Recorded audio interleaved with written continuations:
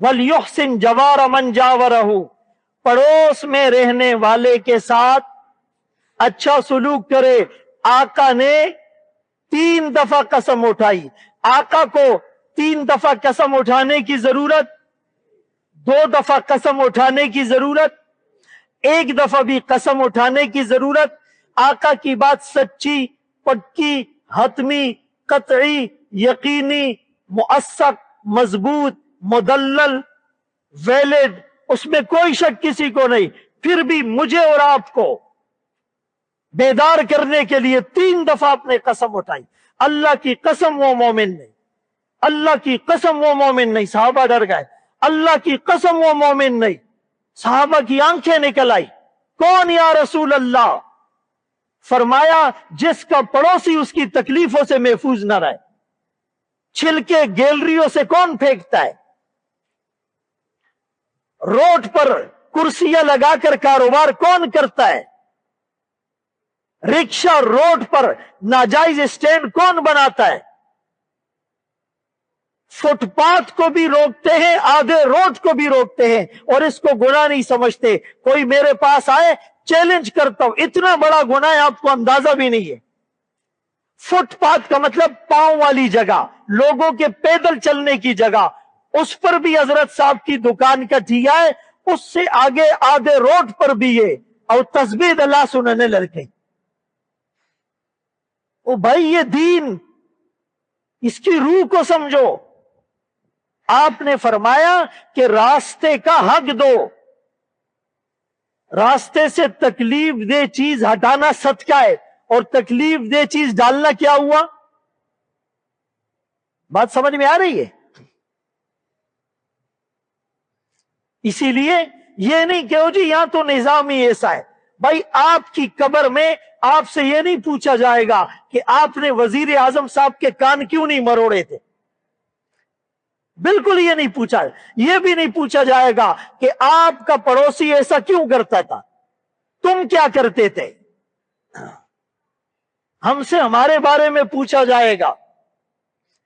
اسی لیے ہر آدمی نیت کرے۔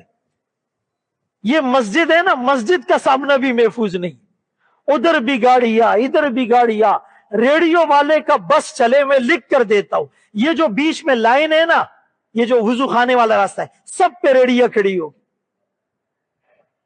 اور ہمیں ان سے دشمنی نہیں ہے، ہمیں یہ حدیثیں سامنے ہوتی ہے، اسی لیے ہم ان کو سمجھا رہے ہوتے ہیں۔ بعض لوگ سمجھ رہے ہوتے ہیں یہ ہمارا کوئی ذاتی مسئلہ ہے، شانی بھائی کا کوئی ذاتی کیس ہے۔ ایسا نہیں ہے، واللہ ایسا نہیں ہے۔ بلکہ ناراض نہیں ہونا، ان غریبوں کی ہم تھوڑی بہت فکر کرتے، ہم بہت سے لوگوں کے ساتھ تعاون کرتے، آپ شاید نہیں کرتے ہو، لیکن حق بات ہم کرتے۔ عورتیں آ کے ادھر بھیک مانگتی ہے، بس آپ نے سر نیچے کیا دلاور کے، ادھر جا کے ریڑھی والے کے پاس کھڑے ہو گئے۔ بات سمجھ میں آ رہی ہے؟ مجھے پتہ ہے سمجھ میں تو آنی نہیں ہے، لیکن ہم نے تو بولنا ہے۔ اللہ اکبر۔ ہم پڑوسی کا پتہ ہے کیا سمجھتے؟ وڑو کی اختر کے میچے لے گا اور لو اختر کے وخا، پڑوسی کا حق ادا کر دی۔ چھوٹی عید میں میٹھی سوئیاں اور بڑی عید میں گوشت، یار جسے اب دیر خسڑے دے، پورا کال دے والا بیڑا کر ککڑا، پورا سال ہم انہیں اس کی ناک میں دم کر رکھا ہے، چھلکے اس کے گھر کے سامنے پھینکتے، ٹی وی کی آواز ہم زور سے لگاتے، شادی ہمارے گھر میں ہوتی ہے لگتا ہے جیسے دلہن وہاں بیٹھی ہوئی، اتنا زور سے ڈیگ لگائیں گے، گلی کو بند کر دیں گے، روڈوں کو بند کر دیں گے، پیمپر بھی اوپر سے پھینکتے، پر شرمون ہو شرمے گئی۔ یعنی ایسی عورتوں کو تو یار تھوڑا ٹائٹ کرو، بچوں کے پیمپر اوپر سے پھینک رہی۔ بھائی بات سمجھ میں نہیں آ رہی ہے؟ وہ جو بنگی بلڈنگ میں آتا ہے نا، وہ 300 روپے مہینہ لے گا، وہ نہیں دیں گے، اوپر سے پھینکیں گے، ایسے پھینک۔ اس لیے میرے دوستو، یہ میں آپ کو حدیثیں بتا رہا ہوں، یہ میری کوئی ذاتی باتیں یا ذاتیات والی چیزیں نہیں ہیں۔